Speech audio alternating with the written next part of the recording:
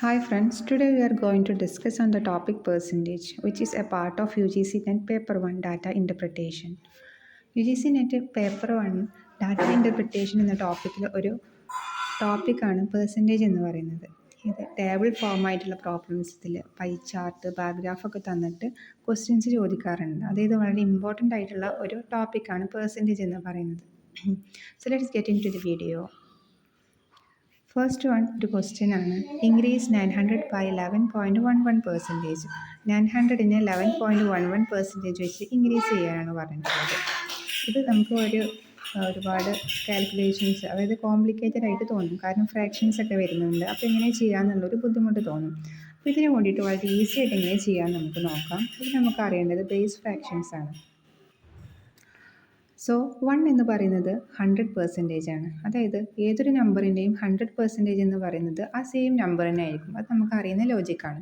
Then 1/2 എന്ന് പറയുന്നത് എന്തായിരിക്കും? അതിൻ്റെ നേരെ പകുതി, ഹാഫ് ആയിരിക്കും. ഇപ്പോൾ 100 വെച്ചിട്ടായി നമ്മൾ പറയുന്നത് 50% ആയിരിക്കും. 1/2 എന്ന് പറയുന്നത് നമുക്ക് 50% ആണ്. ദെൻ 1/3 എന്ന് പറയുന്നത് 33.33% ആണ്. 1/4, 1/5 ഒക്കെ നമുക്കറിയാം, കോമൺ ആയിട്ടുള്ളതാണ്. അത് 25% ആണ് 1/4ൻ്റെത്. 1/5 എന്ന് പറയുന്നത് 20% ആണ്. ഇതിൽ കോമൺ അല്ലാത്തത് 1/6, 1/7, 1/8 നമുക്ക്, അതായത് 1/4ൻ്റെ നേർ പകുതിയായിരിക്കും 12.5. പിന്നെ 1/9 ഒക്കെ ആയിരിക്കും നമുക്ക് അത്ര കോമൺ അല്ലാത്തത്. ഇത് നമ്മൾ ഒരുപാട് പ്രോബ്ലംസ് ഇത് അപ്ലൈ ചെയ്യാനുണ്ട്. ഇത് വളരെ ഈസി ആയിട്ട് ചെയ്യാൻ ഈ ബേസ് ഫ്രാക്ഷനാണ് നമുക്ക് ചെയ്യാൻ പറ്റും. അപ്പോൾ 1/6 എന്ന് പറയുന്നത് 16.66 ആണ്. നമുക്ക് എളുപ്പത്തിന് ആലോചിക്കാൻ ഫസ്റ്റ് വൺ മാത്രമേ ഡിഫറെൻ്റ് ആയിട്ടുള്ള ടേം ഉള്ളൂ, നമ്പർ ഉള്ളൂ. ബാക്കിയുള്ളൊക്കെ 6 ആണെന്ന് ആലോചിച്ചാൽ മതി. അതായത് 16.66%. ദെൻ 1/7 എന്ന് പറയുമ്പോൾ 14.28%. അതായത് 7ൻ്റെ മൾട്ടിപ്ലിക്കേഷൻ ആണ് വരുന്നതെന്ന് ആലോചിച്ചാൽ മതി. ദെൻ 1/8 എന്ന് പറയുമ്പോൾ 1/4ൻ്റെ നേർ പകുതിയായിരിക്കും. അത് 25% ആണെങ്കിൽ അതിൻ്റെ നേരെ പകുതിയായിരിക്കും. That is 12.5%. ദെൻ 1/9% എന്ന് ആലോചിക്കുമ്പോൾ എല്ലാതും ഒരേ ടേമായി, ഒരേ നമ്പർ ആയിരിക്കും എന്ന് ആലോചിച്ചാൽ മതി. That is 11.11%. Then 1/10 is equal to 10%. അപ്പോൾ നമുക്ക് ഈ ക്വസ്റ്റ്യൻ, നമ്മൾ നേരത്തെ പറഞ്ഞ ക്വസ്റ്റ്യൻ എങ്ങനെ ചെയ്യാമെന്ന് നോക്കാം. 11.11 വെച്ച് ഇൻക്രീസ് ചെയ്യാനാണ് പറഞ്ഞത്. അത് നമ്മൾ പഠിച്ചു. എന്താണ്? 1/9 ആണ് 11.11 എന്ന് പറയുന്നത്. സോ നമുക്ക് ഈസി ആയിട്ട് എങ്ങനെ ചെയ്യാം? 900 × 1/9 ഇസ് ഈക്വൽ ടു എത്ര ആയിരിക്കും? 900/11 എന്ന് കിട്ടും. അപ്പോൾ നമുക്ക് 100 എന്ന് കിട്ടും.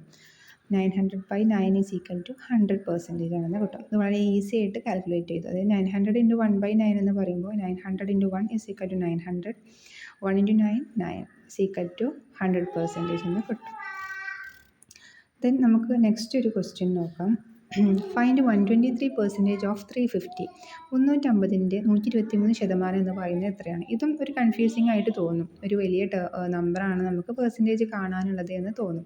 പക്ഷേ ഇങ്ങനെ വളരെ ഈസി ആയിട്ട് ചെയ്യാമെന്നുള്ളത് നോക്കാം. നമ്മൾ പറഞ്ഞു ഏതൊരു നമ്പറിൻ്റെയും 100% എന്ന് പറയുന്നത് ആ നമ്പർ തന്നെ ആയിരിക്കും. അതായത് 350 തന്നെയാണ്. ഇതിപ്പോൾ നമ്മൾ ചെയ്യുന്നത് എങ്ങനെയെന്ന് വെച്ചാൽ ഓരോ പെർസെൻറ്റേജും സ്പ്ലിറ്റ് ചെയ്തിട്ടാണ് എഴുതുന്നത്. 100 + 20 + 3%, ദാറ്റ് ഈസ് 123% എന്നുള്ള ഒരു രൂപത്തിലാണ് എഴുതുന്നത്. അപ്പോൾ 100% എന്ന് പറയുന്ന ആ നമ്പർ തന്നെ ആയിരിക്കും 350. അതിനവിടെ മാറ്റി വെക്കാം. ദെൻ 20% നമുക്ക് കിട്ടാൻ 10% എത്രയാണെന്ന് നോക്കാം. എങ്ങനെയാണ് ഒരു നമ്പറിൻ്റെ 10% കാണുന്നത്? അതിൻ്റെ റൈറ്റ് ഹാൻഡ് സൈഡിൽ നിന്നും ഒരു പ്ലേസ് മാറ്റി പോയിൻ്റ് ഇടുക. That is 35. അപ്പോൾ 10% 35 ആണെങ്കിൽ 20% എത്രയായിരിക്കും? 35 × 2, that is 20% is equal to 70. Then next 3% ആണ്. 1% എന്ന് പറയുന്നത് എങ്ങനെ കാണാം? ഒരു നമ്പറിൻ്റെ 2 പ്ലേസ് മാറ്റി പോയിൻ്റ് ഇടുക. That is 3.5. 3.5 × 3 is equal to 10.5. അത് 1% 3.5 ആണെങ്കിൽ 3% എത്രയായിരിക്കും? 3.5 × 3, ദാറ്റ് ഈസ് 10.5. ഇനി നമുക്ക് 123% എത്രയാണെന്ന് കാണാൻ ഓരോന്നും ആഡ് ചെയ്യുക. അത് 350 + 70 + 10.5, ദാറ്റ് ഈസ് 430.5. അപ്പോൾ ഇതാണ് നമ്മൾ ആൻസർ. ഇതുപോലെ ബേസ് ഫ്രാക്ഷൻസ് യൂസ് ചെയ്തുകൊണ്ട് വളരെ ഈസി ആയിട്ട് കാൽക്കുലേഷൻസ് ചെയ്യാം. So thanks for watching this video.